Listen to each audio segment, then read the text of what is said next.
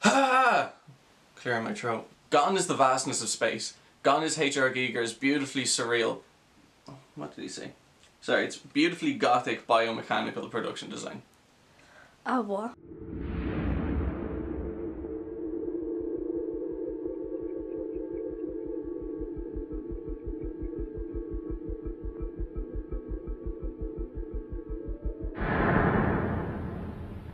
In space, no one can hear you scream. It's a tagline synonymous with the cinema of both horror and science fiction. Ridley Scott's Alien is a modern masterpiece which, along with becoming one of the most influential pieces for the genre, spawned a franchise which is still alive today, with this year's Alien Covenant marking the series' 6th entry. The 1979 original was so cutting edge in its production values and unique in its design, the coming of a sequel was inevitable.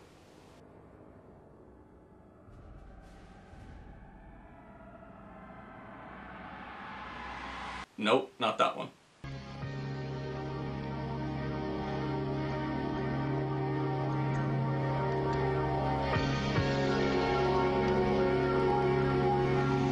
Released 6 years before James Cameron's action-packed masterwork, and with absolutely no connection to Scott's film, Alien 2 on Earth is an Italian zero-budget movie, so called in order to ride on the fame of the Alien name, given the fact that a predecessor titled Alien 1 Off Earth doesn't exist.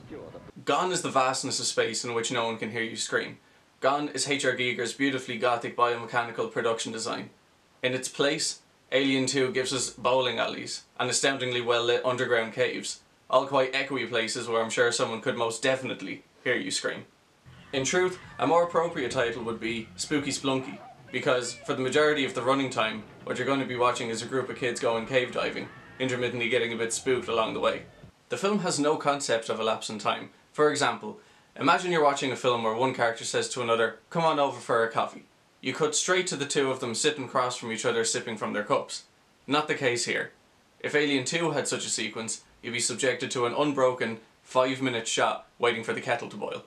To use a scene from the film, our protagonist wants to have She wants to have a chat with her friend.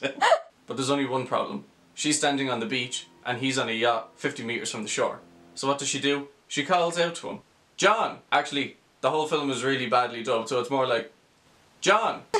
Hey John, you coming for a shot? You coming for a shot?" So, then for the next 3 minutes, I'm not exaggerating, we're subjected to watching John get from his yacht into his little dinghy as he rows his ass ashore. And by the 120-second mark, you're just like, come on! As if that wasn't terrible enough. The description on the back of the case has the cheek to say that it's more exciting than Alien 3. And all these years later, it's probably the film that David Fincher wishes he had made. Well, I can tell you one thing. It's not the film that its own director wishes he had made, because he took his name out of the credits. We know that it was directed by Ciro Ippolito, but is credited as Sam Cromwell.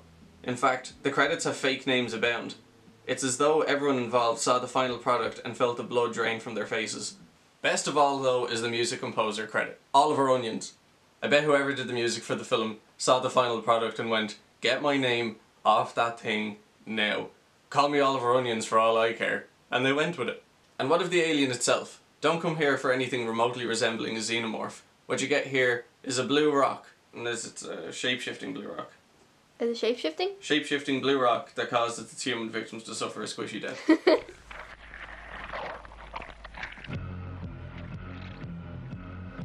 This is not the only example of filmmakers trading on the names of other movies in this way. When George A. Romero's legendary Dawn of the Dead was released in Italy under the title Zombi, it didn't take more than a year for the entirely unrelated Zombie 2 to start screening in grindhouses the world over.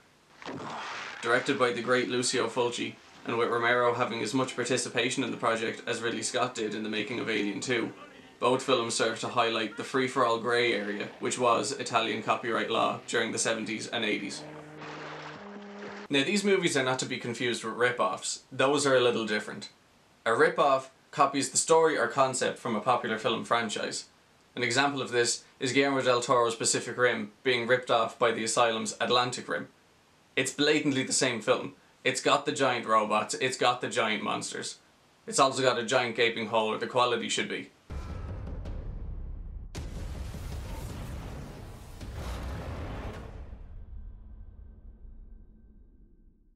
Some examples get pretty hilarious, forcing companies like Disney to file a lawsuit against UK-based distribution company Brightspark Productions, whose releases include the beloved classics Braver, Tangled Up, Frog Princess, and Little Cars. So if Alien 2 is not a rip-off, what is it? Well, it has nothing to do with the original Alien, just as Zombie 2 has nothing to do with Dawn of the Dead. Atlantic Rim is about giant robots built to fight giant monsters. Tangled Up is about the fairy tale of Rapunzel. These films have stolen the plot from the films they are ripping off. Alien 2 is guilty of something else entirely. Franchise terrorism. Others guilty of this include the infamous Troll 2, Jaws 5, Cruel Jaws, Terminator 2, which ironically has more in common with James Cameron's Aliens than it does with Judgment Day, Time of the Apes, which is actually a movie that was assembled into like a 90-minute form from a Japanese TV show called Army of the Apes, which was itself a rip-off of Planet of the Apes. It's kind of like what they do for like the Power Ranger movies, isn't it? Kind of, yeah. Only illegal. Franchise terrorists may shamelessly trade on brand name success, but at least they have the decency to come up with their own ideas. And in my opinion, they are a fascinating part of cinema history. But what do I know? You can buy Alien 2, On Earth, and hundreds of other cult cinema titles on Blu-ray from 88 Films. Zombie 2 is available from Arrow Video under its alternate title, Zombie Flesh Eaters. The links to their websites are down below, so check them out. You can also buy their products from Zavvi.com, Amazon, HMV.com, or in store at your local Tower Records. If you don't know, Arrow Films and 88 Films are distributors which source and restore pieces of cult cinema which would otherwise be forgotten in time. They do fantastic work and deserve credit for celebrating these movies because they are incredibly important and interesting. Thank you so much for watching. If you like this video, sure give it a like and a subscribe. And if you want to see more, Zoe has some great content on this channel too, so check it out. But what would she know?